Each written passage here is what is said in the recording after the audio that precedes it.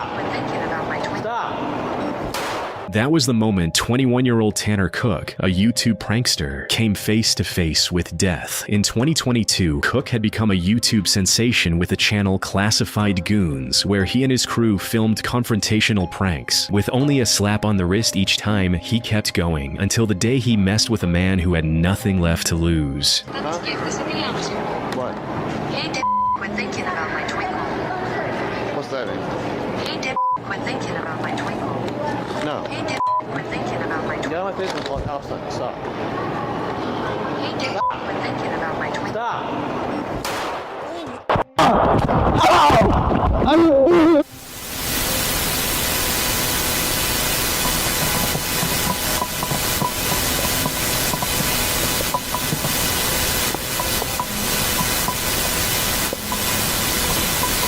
Collie drew a handgun and fired one shot into Cook's abdomen after repeatedly warning him to stop. Cook collapsed, while his cameraman scrambled back in fear and shock. Collie remained at the scene. Within minutes, heavily armed officers swarmed the area, initially fearing they had a mass shooter on their hands. Massive shooter incident.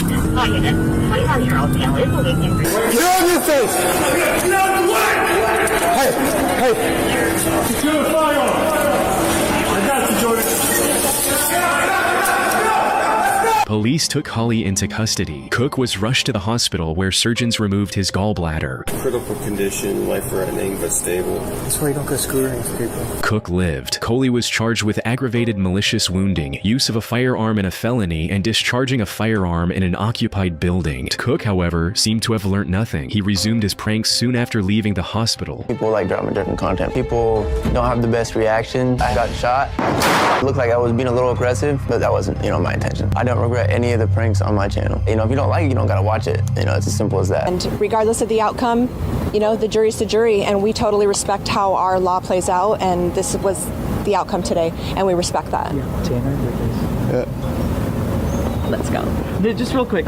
Tanner Cook continued making prank videos on his YouTube channel, which grew to over 65,000 subscribers at its peak. And while he hasn't posted there for about 10 months, it's unknown whether he has finally called it quits on the kind of content that nearly cost him his life. Can you pass me the phone and the camera? This was the famous last swim of 28-year-old Jacob Cockle, who went underwater to film the dangerous whirlpool at Carnsou Pool. Even locals knew to stay away from this violent whirlpools, but Cockle saw it as a chance to capture a rare, powerful image.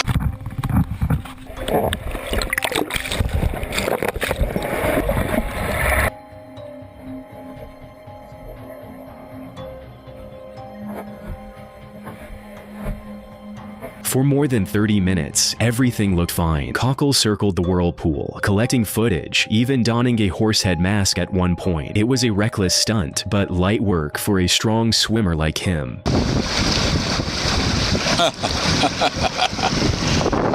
Yeah, it's good, it's all good. Good. Yeah, it's a very powerful one tonight, isn't it? Yeah, earlier on it was scary. It's really scary. It still is. It's fine now because it's so deep you can kind of control it. When I first got in, I was a bit scared, to be honest. Yeah. But it's safe as now. I reckon you got enough there. You got enough? I should really make the most of it. I don't know what else to do. He'd already captured enough footage. His friend yelled that it was enough, but whether it was courage or an addiction to extreme stunts, Cockle dived one more time, under the whirlpool, camera up. It would be his last. Can you pass me the phone and the camera? One last bit underwater first. On the day.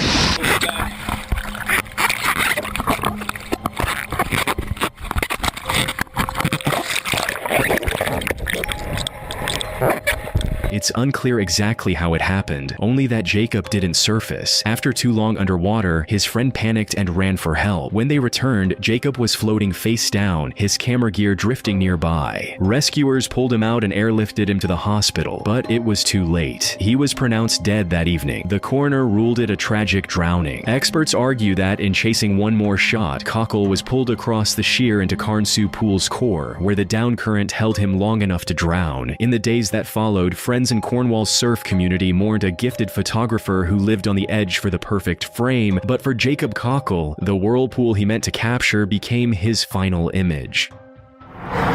The point of this video is I really just want to see if a .50 caliber bullet can go through a book. I'm pretty much ready to go to heaven right now. If I die, I'll be ready for Jesus. In 2017, family YouTuber Pedro Ruiz III and his pregnant girlfriend Mona Lisa Perez, 7 months along, started a YouTube channel in Hallstatt, Minnesota, featuring family vlogs with their 3-year-old daughter. While Mona Lisa was happy with the style of content they made, it didn't cut it for Ruiz, who craved more excitement and danger. On June 26, 2017, tired of safe challenges, Ruiz proposed an extremely risky stunt. He asked his girlfriend to shoot him with a .50 caliber Desert Eagle, one of the most powerful handguns out there, while he stood behind a large hardcover encyclopedia to see if the book would stop the bullet. The point of this video is I really just want to see if a .50 caliber bullet can go through a book. I'm going to stand behind it, and Mona Lisa is going to shoot it, hoping she hits the book. Hoping she hits the book and not me. But the most trustworthy person that I trust in this world is my girlfriend, Mona Lisa.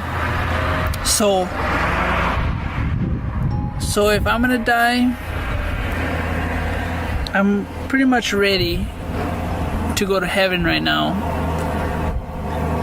If I die, I'll be ready for Jesus. He probably won't accept me into the pearly gates because how stupid this is, but I have confidence that my girlfriend will hit the book and not me.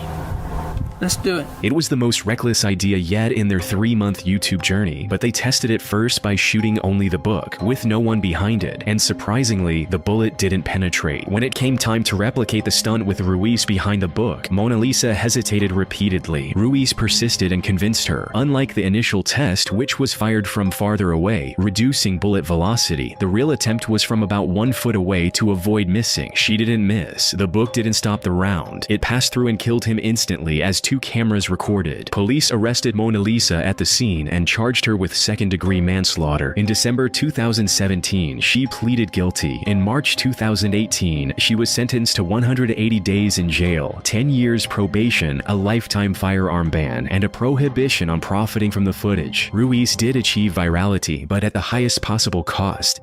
Harley, Missy, this mom loves you so much.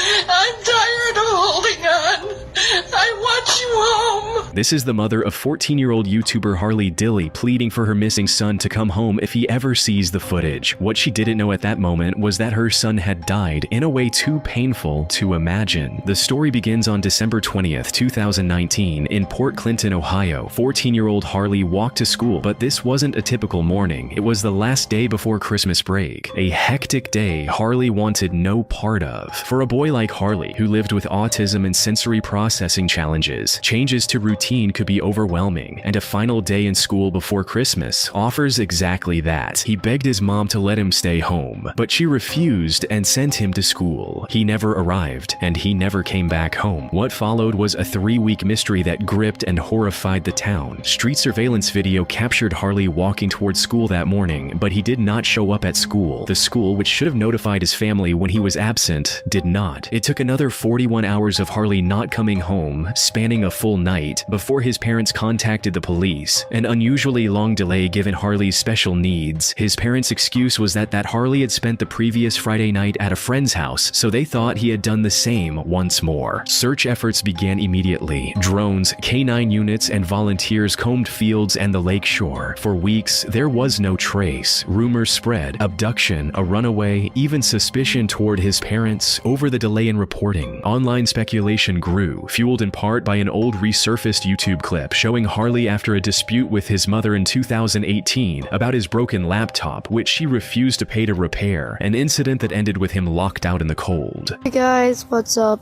It is Harley Dilley. Probably one of my worst days in my life. So basically, I was at school and I was science test. I finished it and my computer says 1% battery left. So when I get to the next class and I put it on charger as quick as possible, but it didn't charge. None of the computers would take a charge. So I took it back and I had to fill out a complaint, and that's one of the most expensive parts of the computer.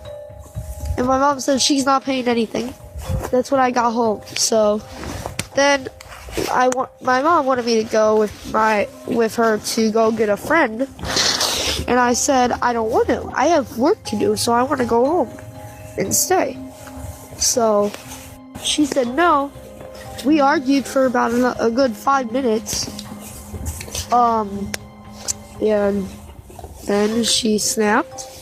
She said she was gonna call police, and she said she already did.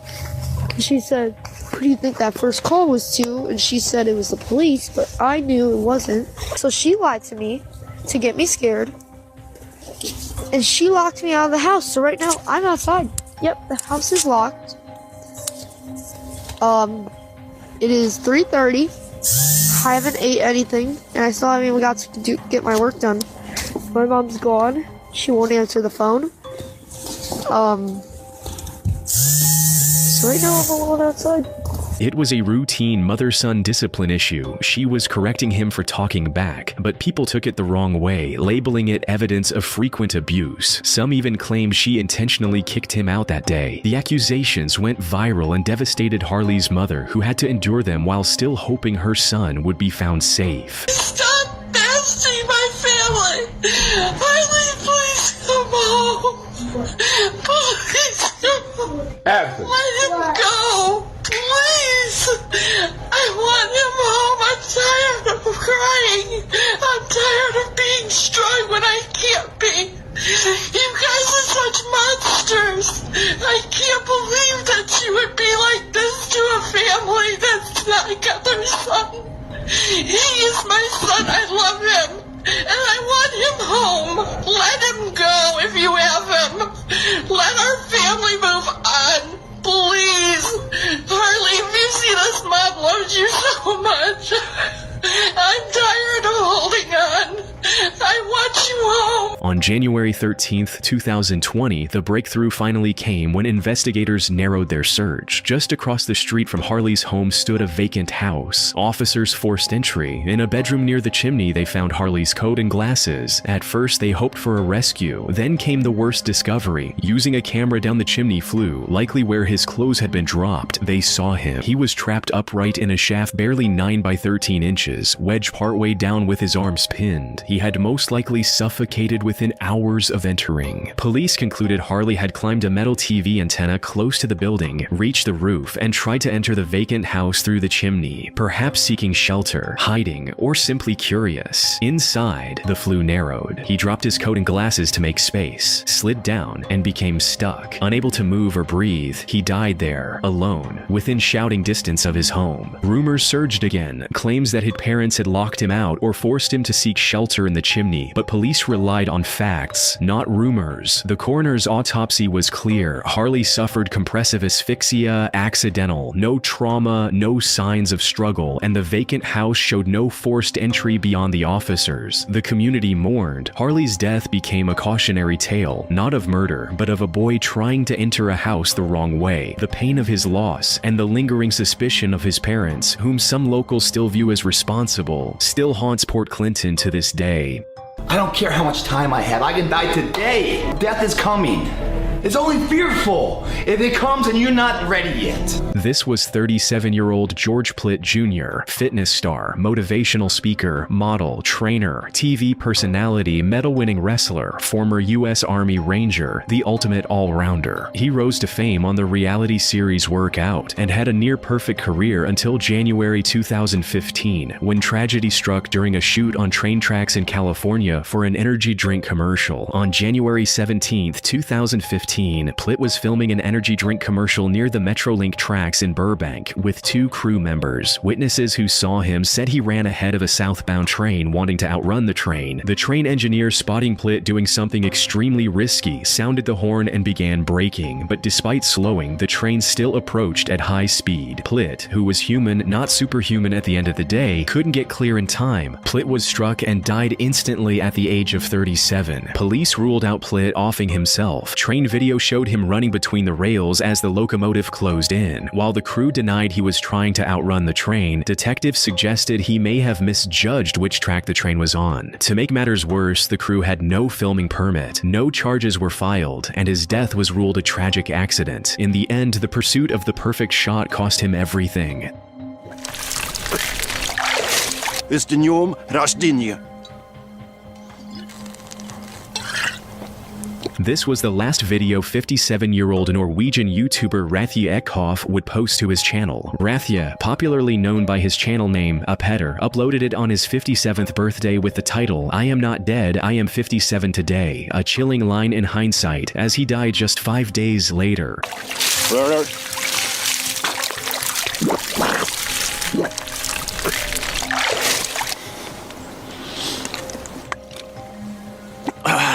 Rathje, an industrial worker at the Jotun paint factory in Norway, had been making silent, deadpan winter videos, ice skating, ice swimming, ice baths, sometimes swigging vodka for comedic effect, since 2006. He amassed 1.2 million subscribers and more than 457 million views. After a 2018 colorectal cancer diagnosis and surgery, he had to live with a colostomy bag for the rest of his life. From then on, he devoted himself full-time to the channel and poured everything into it.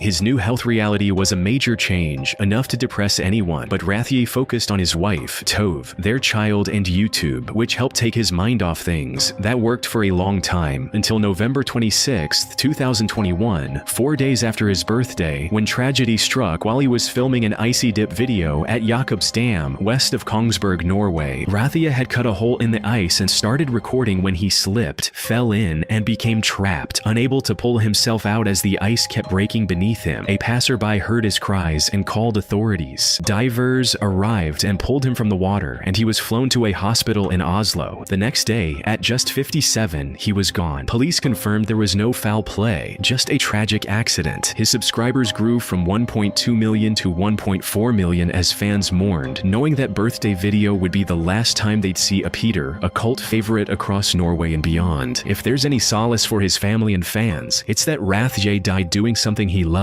making YouTube videos. I've got some interesting stories from this place. My friend hit his head and his memory disappeared for about 10 minutes. Hey, here comes the train. Oh, I don't think he's gonna stop. I'm effed. Nope.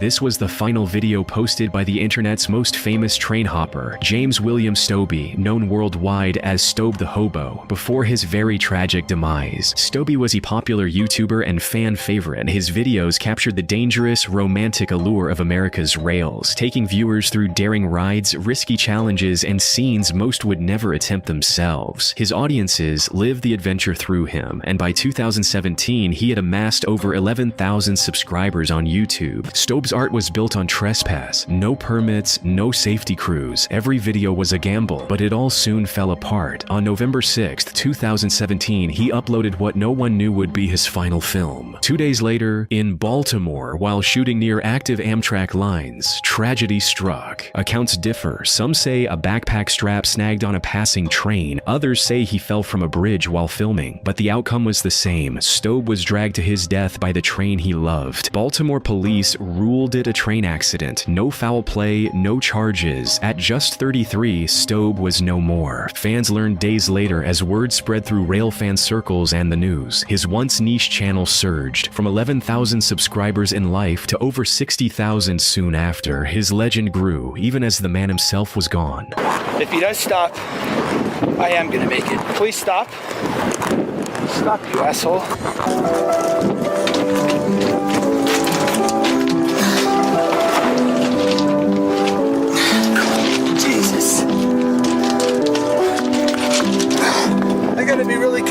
James Stobbe left behind grieving parents and siblings, no wife, no children, and a brutal reminder of how unforgiving the rails can be. Thank you for watching. Please like, subscribe, and watch this one.